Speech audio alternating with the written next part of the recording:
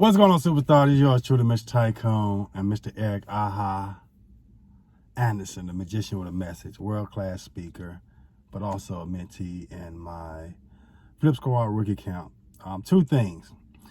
Me and Mr. Eric Aha Anderson have been associates for, I say 10 years? Yeah. 10 years. 10 years. And Eric's been around me the whole time. For those who know, I've been doing this over 20 plus years. And Eric been kind of fucking with it, you know, like Eric says, cause we speak together and we've done actually speaking courses together and actually traveled to different seminars and, you know, helped each other in each other's business as far as marketing and insight. But now he said, okay, I'm serious this time. And so he had to pay. So that's one thing. He paid to be in the program, because before I was like, okay, I'll work something out for you, blase, blase. And today, well, last night he called me. He was on Mojo, and he got a lead. And I was actually at an event, at an actual class, and just giving y'all some backstory. And it's gonna be maybe a little long because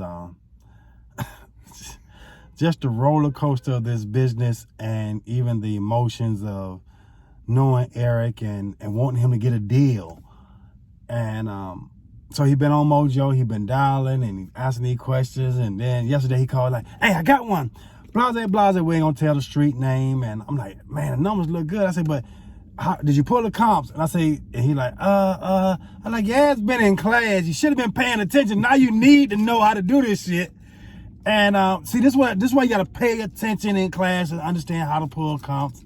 But we got to the point and we said we're gonna come over here and meet at the property this morning at 10:30, and I got here first and I saw the deal. I mean, it's a sweet deal. I'll give you some preliminary numbers of how the deal looked. The comps in the area anywhere between 218 to 349. But when I saw the house has probably a 4-year-old roof on it, siding on it, not hardy plank, but siding, but it looks perfect. Brand new windows all the way around it. I did see AC units coming out the window, so I don't know if it has central heating, air, but whoever living there, they put, you know, cameras all the way around over the windows. I forgot the door company. I think it's the same one that everybody's talking about that the Sharks passed on. I think it's Ring. What is Ring? What is it? You know, the Ring Central? Not Ring Central. Ring. I think it's Ring, isn't it? Yeah, I think it is just Ring. Right. But nevertheless, Eric got here and I said, man, we don't have a contract yet, but we've talked to the person, and situation is they're in an elderly care home. And just tell you how sick can go from sugar to shit. And want to get Mr. Aha's feelings and emotions right now, and insight and what learning a lesson. Because I tell everybody, don't start celebrating. Never celebrate until the deal has closed and the wires have hit. As I like to say, the eagle land. They had 2 closings yesterday. Well, 2 closings, one Friday and one, what's the day? Wednesday. And the wires, both of them hit yesterday. And even though all the paperwork was signed, you still can't celebrate until that wire hits, or you get the check in hand. And the reason that I take wires is so I don't have to wait that 14 days and all that when a check is deposited. And so wire funds are there immediately. So I'd rather have it wired. You know, it's cool to have to check, and if it's your first one, get a check so you can say, hey, I closed my first one, you know, and then even for memory. But I was overly excited, a little more than normal. 2 reasons. One, most time when I go look at a property, it's like you come into a street, you're like, yeah. You know, oh, fuck, it's the raggediest shit on the street most of the time. But this one was like, man, I already said, I'm keeping it. I'm not even going to wholesale it. We're going to work some numbers out on this. That was one. Then I took them on another street that I just had a couple of rehabs done on, a couple of deals that I did on that street. And I'm like, look at the comps over here. Look where the belt line is. I like, this is it. I said, it's like that point at the fence. You grand slam, you point. I said, I was gonna flip the bat so goddamn high and go all the way around the base of the bat, still flipping. They like, we hitting everybody on the team. We goddamn come up the bat. I said, how you feeling? And what you say? Deal's not done yet. It's feels good, but at the same time, from other business, I know enough to know that, again, as you said, you don't celebrate till the eagle is landed, till you either have the check or you have the wire. And you don't start spending, as I phrase, you don't start spending and counting money until you have it. So while it was exciting, and more importantly, to see how excited he was about it, Tycoon was about it, and he's teaching me and walking me through the area a little bit and just he's just dropping those gems. But still in the back of my head, I'm still saying, okay, well, just understanding business, the eagle hasn't landed yet. We still need to go through this, and this. But before we get to the point of actually true celebration. Right. And again, I was happy that it was even a great lead. And I do believe in celebrating every step of the way. It was a great lead.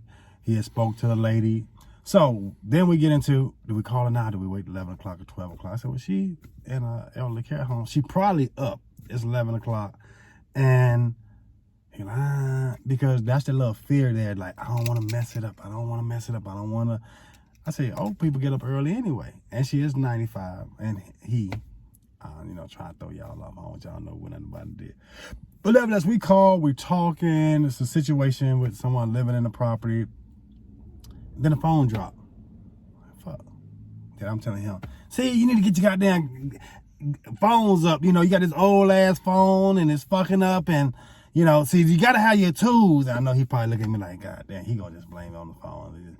So we called back. And what happened?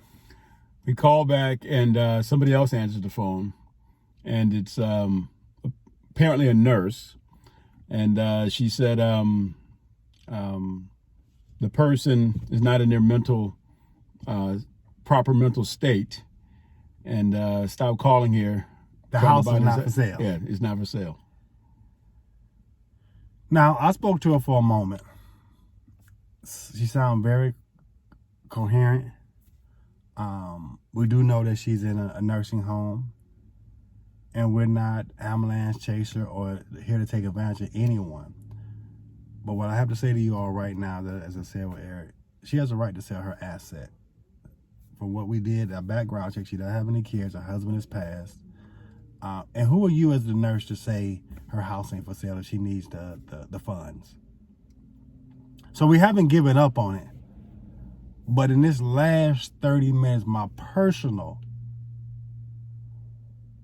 energy has went from 0 to 60 in the Tesla to 100. I was at 100. I said, I know it raised, and I'm saying it, but I'm so happy. I'll be so happy for my students, my mentees, my Flip Squad members to get some progress, and they're like getting that prize of that paycheck. But I'll be happy for them because I know this is becoming real for them. See, I know it's real. I do it all the time. But when someone I'm working with,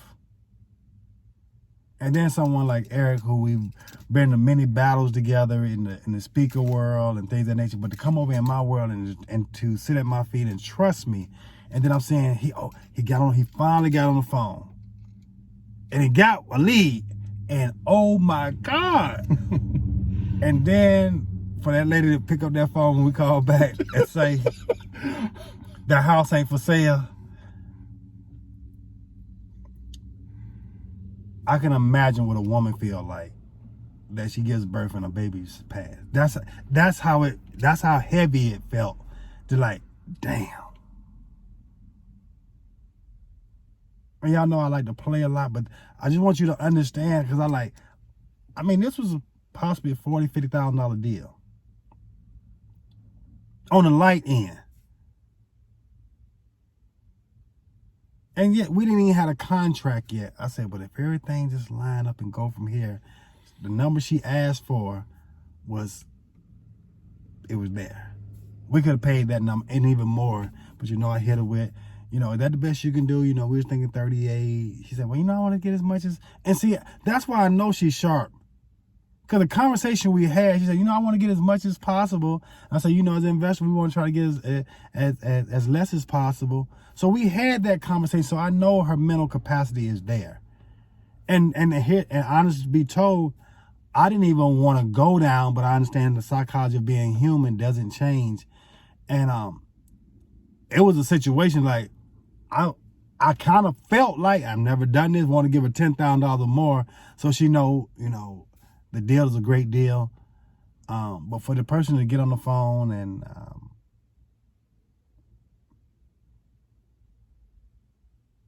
I mean, it was like having a championship right there in your hand and the ball bouncing around and that shit like it's about to go in. And all of a sudden it's rolling like it's going in. And then you hear Marv Allen or one of them goddamn sports announcers. It came out. It was halfway down and it came out. Anderson and crew, they lose by 2. They lose a championship. But they gave a hell of a play. That it was a hell of a play. You know, it was what they say. It was a nail biter. I mean, my day fucked up right now. I mean, I am really fucked up right now. And I mean, I'm gonna get over it in a moment. But it's not even about the money in this particular deal. Even though I was like, woof, woof. It was like he was right there. He had one. And it's not over. That's the thing about it. It's not over because we're going to call back and follow up as soon as she get off work. But the main thing is, it's not done until it's done. And you got to stay mentally in the game. And I feel pain for my mentee, my associate, Mr. Aha. And just want to stop and say, this is the roller coaster of the business. Yeah, it's all about this poker face. And I know I tell them don't spend the money, but mentally we like, cause I was like, oh, this going in the portfolio this month. Oh my, do you see the roof? I mean, it got signed and the painting is nice. Look at the landscaping. I mean, the bricks that's around. I'm like, and I know he don't know what I'm all seeing. And then for her to get on that goddamn phone, we call back. That's what I'm gonna say. Don't call no more. The house ain't for sale. She ain't. I'm like, what did she say? I was like, I'm ready then to go hire an attorney. We going in. We gonna get this house. Mm-hmm. How you feel as we close? I mean, but we talked about it even before we even made the phone call to her that things like this could happen. Before it to happen, 5 minutes into the call, whatever it was. But the big thing is, and the thing you pointed out is, and we don't know all the details, obviously. And it's not over. Right, it's not over at all. But this woman clearly seemed coherent, right? And what happens with, not just in the real estate game, the speaker game, anything, just success in general, there's always other people that could derail your success and your progress. Whether they're doing it on purpose, whether they're doing it because they think they're helping somebody, right? It doesn't much matter because the result's the same. But you got to understand that's part of the progress. That's part of getting to the end zone. That's part of accomplishing the goal, however you want to look at it. But the point is, don't you get derailed, right? So since they're trying to do it, don't let it happen. And it's just about, continuing with this one, right? We're not giving up here. And but also getting on to the next one. So while yes, I'm excited, just the process of seeing these leads come through and talking with people, and more importantly in this one, seeing Mr. Tycoon's excitement. When I first pulled up, like I said, he was already here, and and then we walked around and talked about it a little bit, and I tugged him and said, "Man, what you excited about this?" And he said, "Yeah." And he walked me through, and he broke it down. He broke down the teaching and explained why he was excited. So again, the deal's not done. It's not over. But again, as he said, it just goes to show it's a roller coaster, and you have to be mentally prepared for it. And don't you get derailed. So, and that's a great point, and I'll be using that. So, as Mr. Aha Anderson said, people gonna derail you on your journey and get you off track, because she got down throw a crowbar up under the train. That shit. But it don't mean that train can't be put back on the track.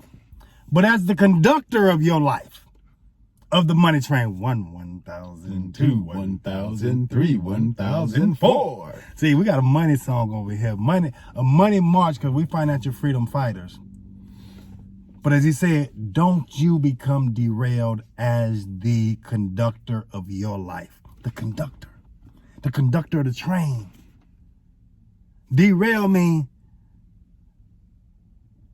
defeated, mentally, and like, you know what? I ain't calling nobody else. Fuck this shit. As I said, I've done over 1,000 deals. I quit counting after it was 1,000. I've helped over 1,000 students do their first deal around the country. It's another deal out here. This ain't the only house that's in this area right here where we at right now. As I look up the street, there's 2 houses on the corner that's vacant. That those owners need to be found. Because those are deals. But the owners just got to be found. And that's the beauty of this business as I close this out, because it's 15 minutes.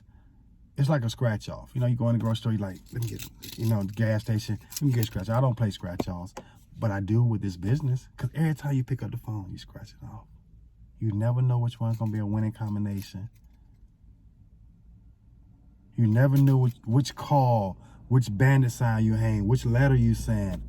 You're putting your pole in the water. I was talking to one of my other students the other day. You know, when you're fishing, you got the little ball on the bobblehead, the little red and white ball, or whatever color bobble you have. And you see that shit move. It's sitting in the water, and that shit do like this.